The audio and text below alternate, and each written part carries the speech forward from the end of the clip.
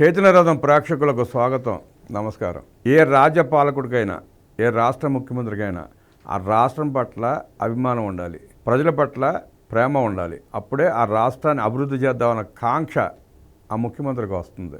2014-2019లో చంద్రబాబు నాయుడు గారు ఎలా పరిపాలించారో, 2019-2024 మధ్యలో ఆ తదుపరి వచ్చిన ప్రభుత్వం ఎలా పరిపాలించిందో మనం చూసాం. అమరావతి 29 గ్రామాల నడుమ ఆ దేవదేవని ఆలయాన్ని నిర్మించాలన్న సంకల్పంతో చంద్రబాబు నాయుడు గారు ఆనాడు మొదలు పెడితే, ఆ తర్వాత వచ్చిన ప్రభుత్వం దాన్ని ఎలా ఆపివేసిందో, ఎలా చేసిందో కూడా చూసాం. 2018లో చంద్రబాబు గారు నవ్యాంధ్ర కళల రాజధాని అమరావతిలో శ్రీ వెంకటేశ్వర స్వామి వారి ఆలయాన్ని ప్రముఖ ఆధ్యాత్మిక క్షేత్రంగా తీర్చిదిద్దాలని, దేవదేవుని వైభవాన్ని అమరావతిలోనే దర్శించుకునేలా తీర్చిదిద్దాలని సంకల్పించారు. వెంకటపాలెం దగ్గర సీడ్ యాక్సెస్ రోడ్డుకి కృష్ణా కరకట్టక మధ్యలో 25 ఎకరాల భూమిని కేటాయించారు చంద్రబాబు నాయుడు. 150 కోట్ల అంచనాతో వైకుంఠాన్ని తలపించేలా రాజధానిలో అద్భుతంగా నిర్మించాలనేది చంద్రబాబు నాయుడు గారి ఆలోచన. చంద్రబాబు గారి ఆలోచనకు అనుగుణంగా ప్రభుత్వ ప్రతిపాదనకు టీటీడీ ధర్మకర్తల మండలి 2019లోనే ఆమోదం తెలిపింది. ప్రణాళికలు సిద్ధమై పనులు ప్రారంభించిన కొద్ది కాలానికే అధికారంలోకి వచ్చిన ఒక్క ఛాన్స్ ప్రభుత్వం ప్రజా రాజధాని అమరావతి మీద కక్షతో పనులు నిలిపివేసింది. అప్పటి నుండి దేవదేవుని ఆలయ నిర్మాణ పనులు నిలిచిపోయాయి.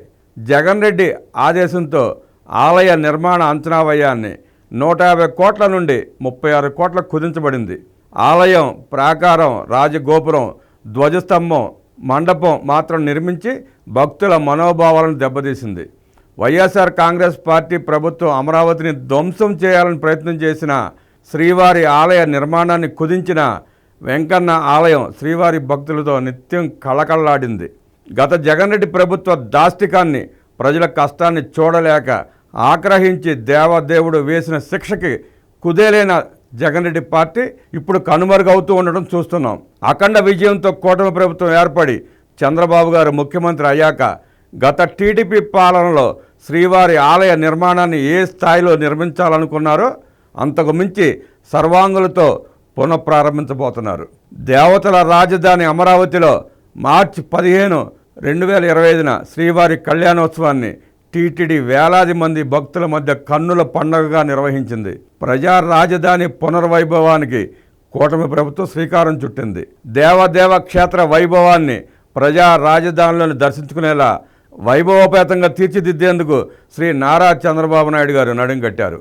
2019లో శ్రీవారి ఆలయాన్ని ఏ స్థాయిలో నిర్మించాలనుకున్నారో అంతకు మించి అన్ని హంగులతో నిర్మించనున్నారు. లోపలి ప్రాకారమే కాకుండా బయట మరో ప్రాకారం, దానికి తూర్పు దిక్కున మహారాజ గోపురంతో పాటు పశ్చిమ, ఉత్తర, దక్షిణ దిశల్లోనూ రాజగోపురాలు ఉంటాయి. వాటితో పాటు ఉత్సవ మండపాలు నిర్మిస్తారు.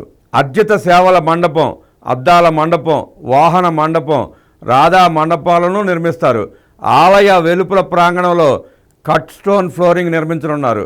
ఆలయం చుట్టూ మాడవీధులు, భక్తుల ప్రవేశానికి వీలుగా రహదారులు నిర్మిస్తారు. నిత్య అన్నదాన మండపం, అర్చకులు, సిబ్బందికి గృహ సముదాయాలు, భక్తులకు కాటేజీలు, హాళ్లను, ధ్యాన మందిరాన్ని కూడా నిర్మించనున్నారు. విద్యుత్ substation, solar power plant, solar lighting ఏర్పాటు చేయనున్నారు.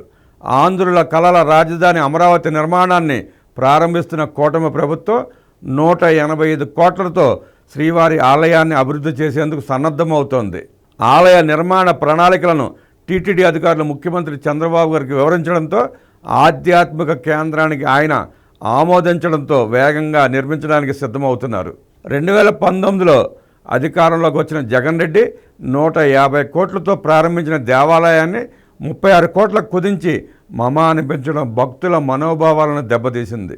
దేవదేవునికి భక్తులు సమర్పించిన డబ్బులతో ప్రారంభించిన ఆలయాన్ని వైసీపీ ప్రభుత్వం నిర్వీర్యం చేయడం ప్రపంచవ్యాప్తంగా ఉన్న శ్రీవారి భక్తుల ఆగ్రహానికి గురైంది. చంద్రబాబు నాయుడు గారు ముఖ్యమంత్రిగా ఉన్న కూటమి ప్రభుత్వం శ్రీవారి ఆలయాన్ని పునఃప్రారంభించడానికి పూనుకోవడంతో భక్త సమాజం సంతోషాన్ని వ్యక్తం చేస్తోంది. ఓం నమో వెంకటేశాయ నమః.